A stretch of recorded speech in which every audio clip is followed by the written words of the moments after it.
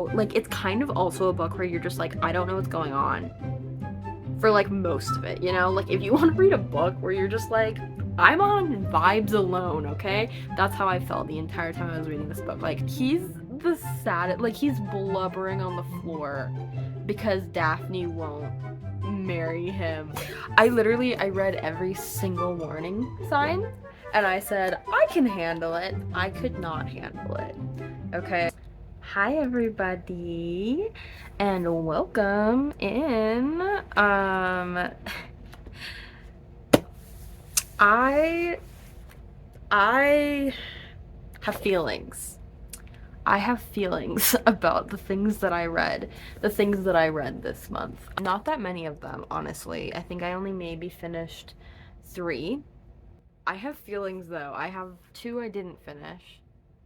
One that I'm definitely not gonna finish. The other one I will finish. So we'll see. I was also traveling this month. I'm a college student, and so spring break was happening. So I was visiting family and stuff. So excuses, excuses. But yeah. So we're gonna be going over the books that I read. Um,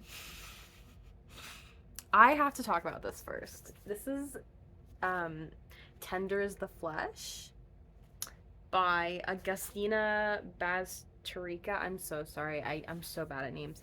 Agustina Bazterrica. I want to say it's like only 200 pages. Hardly. I read every single warning sign and I said, I can handle it. I could not handle it. Okay. So I'm gonna talk about what this book is about. So if you don't want any spoilers and you're planning on reading this, skip ahead because I'm gonna talk about this book because I have feelings. I love a good horror book, okay?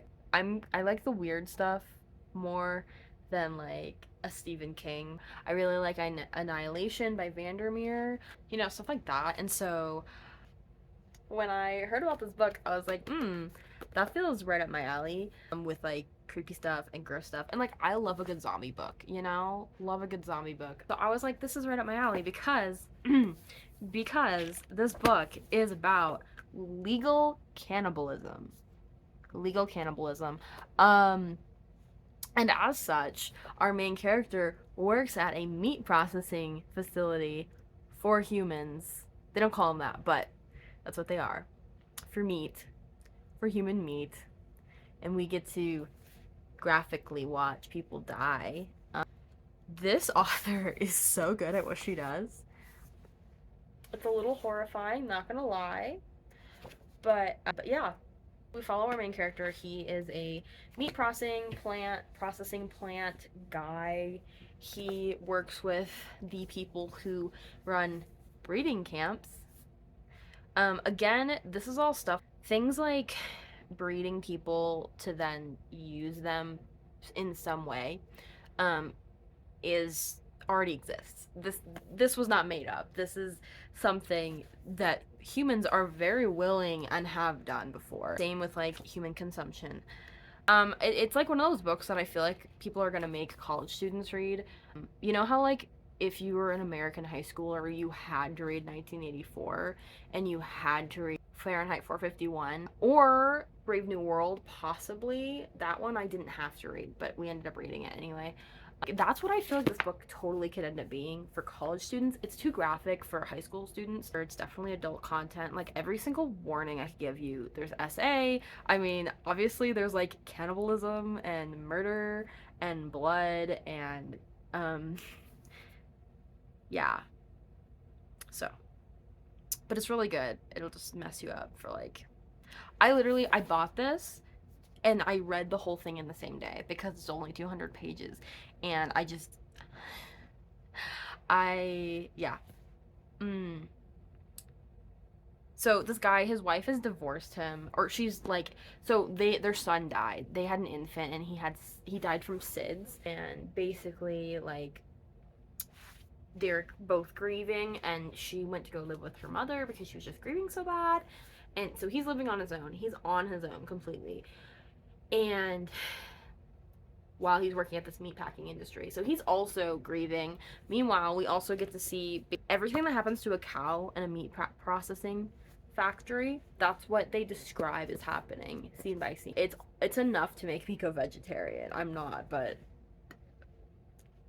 pretty close. And then, as a reward for doing really well at his job, his boss gives him one of the meat people, the humans that are designated for consumption, and they are purposefully like dumbed down or something. This is all according to like the fake government. Okay, so we don't actually know. They could be just as smart, and they're literally like, it's all just like propaganda to get people to eat human meat. Like, these are real people that they're eating and killing, and like they have souls. So, yeah. Anyway, he's given one of these ladies basically who are just they're just there to create more people to then be eaten. And then that's where the story takes out from there, and he ends up like having a kid with her, although she can't consent. She's like, she can't speak, she doesn't communicate, she like the entire time she's almost like a child, even though she's maybe 20 or something.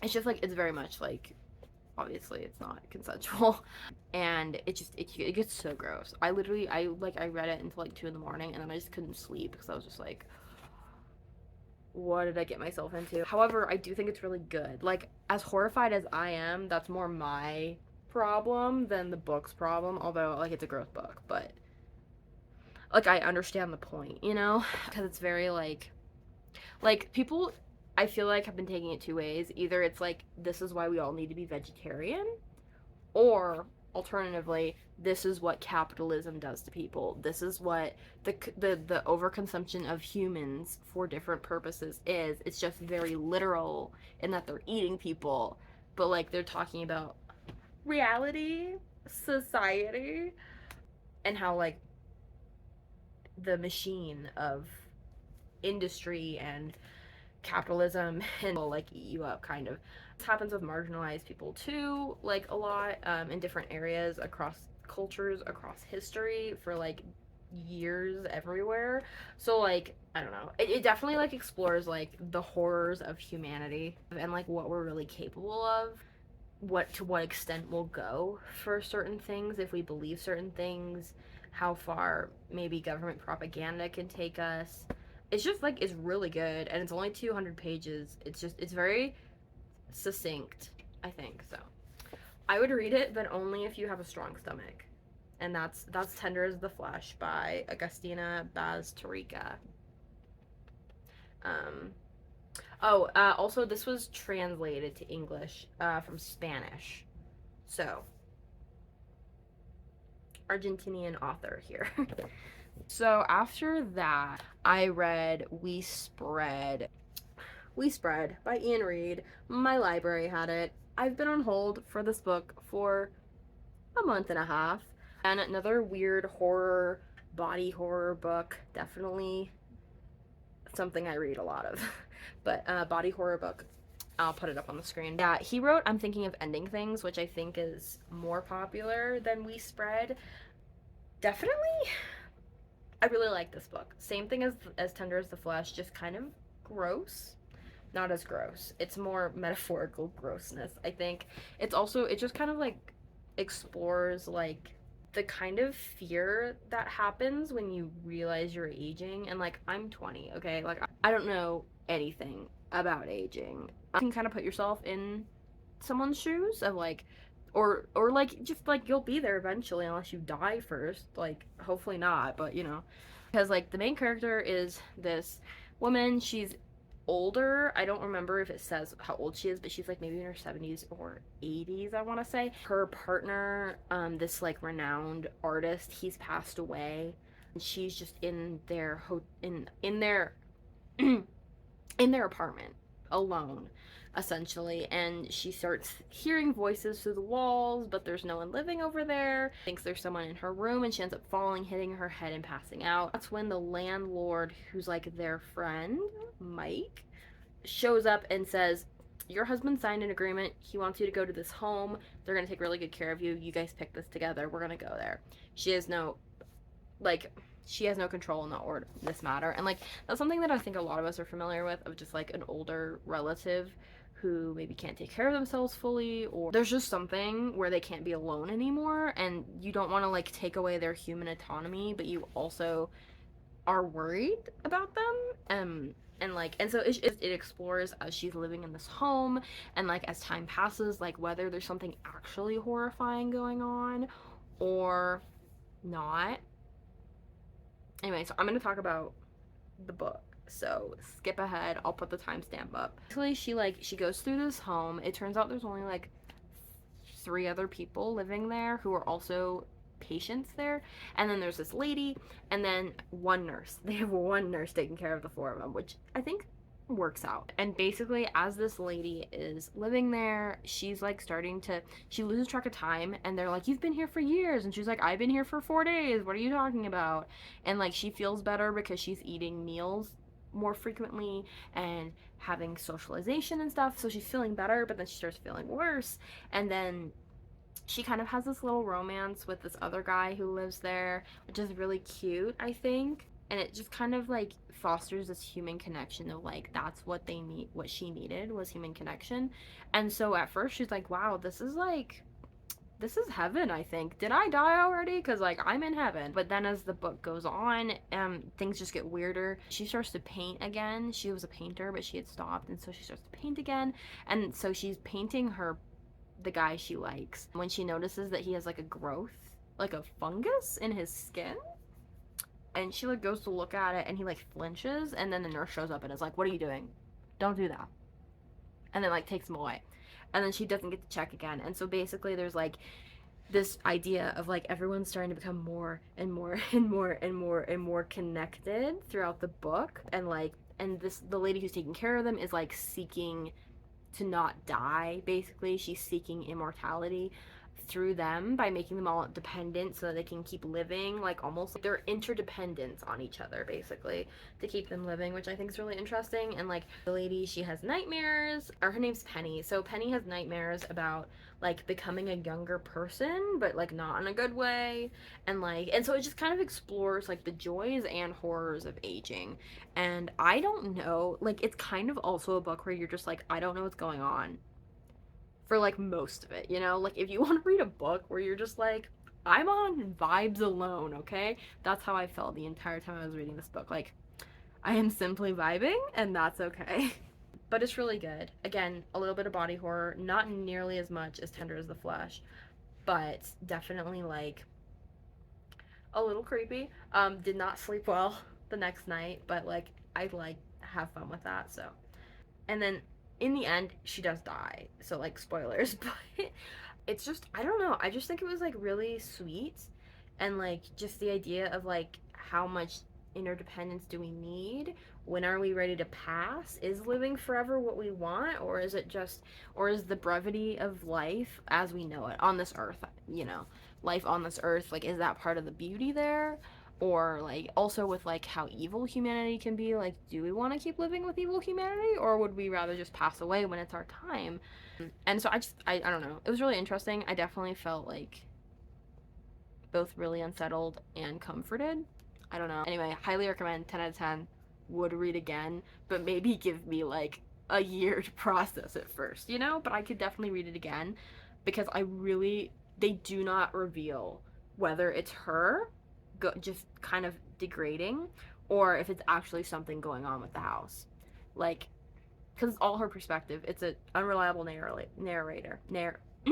unreliable narrator, which I love. I love a good unreliable narrator. Anyway, that was We Spread by Ian Reid. Fantastic. 10 out of 10. Then I think we only have one more that I actually read all the way through, and I will explain why.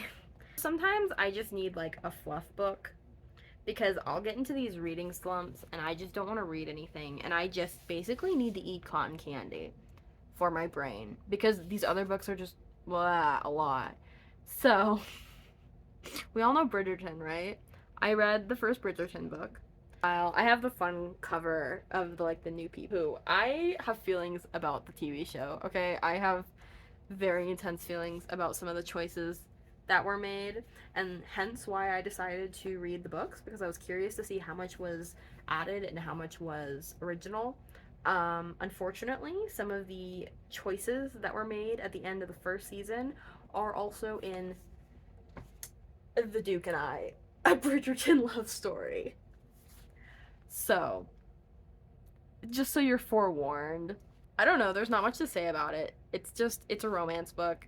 You know that they're gonna end up together in the end, like from page one. You know, it's her and her older brother's best friend who's never gonna get married, and then they have a fake dating thing essentially so that she can find other guys who would be interested because he's a duke, so he has high society points, and so if he shows interest in her, then therefore all the other guys will also show interest in her. The guy, what's his name? Nigel. The guy, Nigel, if you watch the show, he's a bad guy. In the book, he's the most pathetic little scrawny, like 20-year-old child man that I have ever seen. I feel sorry for this Nigel. I want this Nigel to have a happy ending. That's how different this Nigel is from the show. He's the saddest, like he's blubbering on the floor because Daphne won't marry him. Like on like chapter 3, okay? And he didn't like accost her or anything like he does in the show. He literally just is like, please, I love you, but I love you. And she's like, boy, I don't even know you, okay? Back up. He's also like, apparently not that ugly. He's just kind of pathetic and hard to talk to. And like, Simon comes up to fight him, you know, and then he realizes that this man is actually no threat whatsoever to this random girl that he found. And he doesn't also, oh, okay, he also has an entire scene with her before he realizes that she is his best friend's little sister. And so he has some thoughts. This is a romance book, so you shouldn't be surprised, but he has some thoughts that I was like, Simon, okay. He's all like, I don't deserve to be called a rake. And then he has thoughts about her, and I'm like, Simon, you absolutely do deserve to be called a rake. Thank you very much. Anyway. So yeah, I feel really bad for Nigel. I don't know how he ends up in the books. I don't know if I'll continue reading them. But I want him to have a happy ending. Not with Daphne. To be clear, Daphne deserves so much better. Simon, I think, is good enough for her. But then, like, by the end of it, I'm like, Simon deserves better than Daphne, you know? Because of the whole, like, he's kind of drunk and she tries to, like, yeah. I'm not going to go into specifics. YouTube taking this down. But you can look up a summary and see what I'm talking about. Like, by the end of it, I'm kind of like, Simon deserved better than Daphne. Although it seems like they kind of resolve it at the end, but it's kind of a weird... Anyway, I liked the book. It was okay. Overall, I could handle it. I can read books where characters don't do things that I would approve of. It's okay. Then, what is it? I got The Viscount Who Loved Me. Also a Bridgerton book. It's the second one. It is Daphne's older brother, Anthony, and who has decided to get married, and he decides that he cannot marry for love. Although why, that's not explained. That part is not explained. The only thing I can infer is that he's also is confident that he is gonna die because his father died at a young age, which I'm like, okay, fair, complexes, I understand. The trauma's there, I get it, you know? But he also believes that he cannot marry for love. And I'm like, bro, if you think you're gonna die young, why not enjoy the love? Like, he had such a fantastic childhood, according to him and everyone around him, but he doesn't want to repeat that for his children? And I'm just like, okay, sure, buddy, whatever. So, also, I'm listening to it on audiobook because I was traveling and I use audiobooks on planes. I do not want to hear other people on a plane, you know? And the lady who does the reading gives Anthony the most leering, lecherous voice that I have ever heard for him. And to be clear, I watched the second season of Bridgerton first. So I have that Anthony and that girl. I don't remember her name. I'm so sorry. Kate. It's Kate. Okay. I have Kate's face, like, and everything in my mind and their voices. So if I was reading it instead of listening to it, I think that would help. But also, Anthony is just irredeemable. I just hate him. Like, listen, they kind of do that by making him, like, in the show, like having him be like, you have to marry Nigel, because in the books he's like, he's pathetic, you do not have to marry him.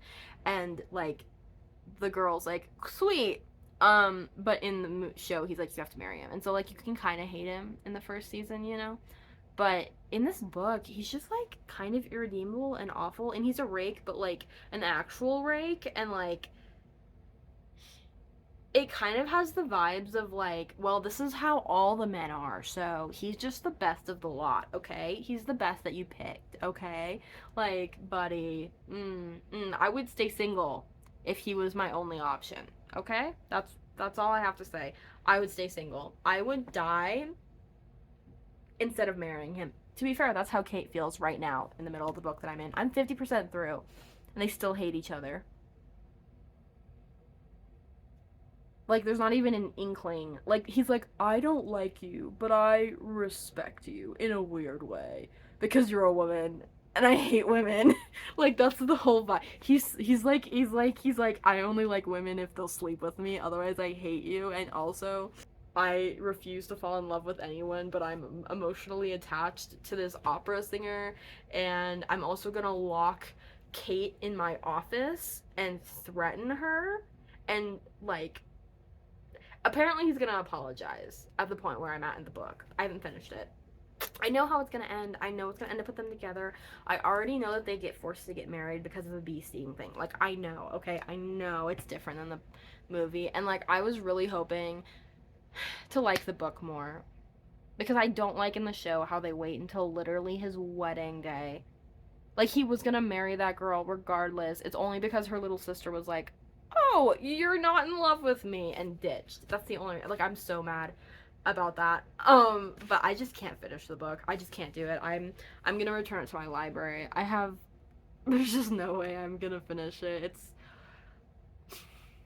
like, listen, I have low standards, okay? I read fan fiction. I have low standards for romance, okay? But it's just bad, I guess. I don't know. I think I might skip it and just go try and read the next one, but I'm also gonna save it for when my brain wants fluff again, because I think that'll help a lot if I'm waiting for like the cotton candy feeling, you know. So I'll let y'all know if I decide to read the third one. I also just don't care about like Colin that much, so we'll see if he'll grow on me, because if she makes every man this terrible rake guy, just like in slightly different fonts, I don't think I can read them. I think it's just not my I am just not the target audience after a certain point, I think. You know? Anyway, so those are actually all of the books that I finished. So, that's my books for March. I'm currently reading 2 books for class, so that also cuts into my reading time a lot because I have to write book reports on them before the end of this month, so we'll see if I get anywhere. But while I was visiting family, I bought a lot of books. So I have a chunk to finish. So hopefully my March reading will be better. Or my April reading will be better than my March reading, is what I'm hoping. This one I'm literally so close to finishing, but okay, so this is The Storm of Echoes, book 4 of the Mirror Visitor series, and I've heard such terrible things about how it ends. I'm so afraid to ruin it for myself. Like, I'm so afraid. So, anyway, I'll let y'all know how that goes. I have 4 other books to read as well. One of them I'm already halfway through. One is Warm Bodies, a zombie book, so I'm excited. It's a zombie romance book, okay? Like, right up my alley. So, I'll let y'all know how that goes. I hope y'all are having a great day. I'm gonna go and get dinner with my boyfriend. And yeah, let me know what y'all are reading, or if you read any of the ones I did, or if the Bridgerton books get better, okay? I'll take your word for it and I'll read it again if it does. If you tell me it gets better, I'll try. Alright, Have a good one, y'all, and I will talk to you later.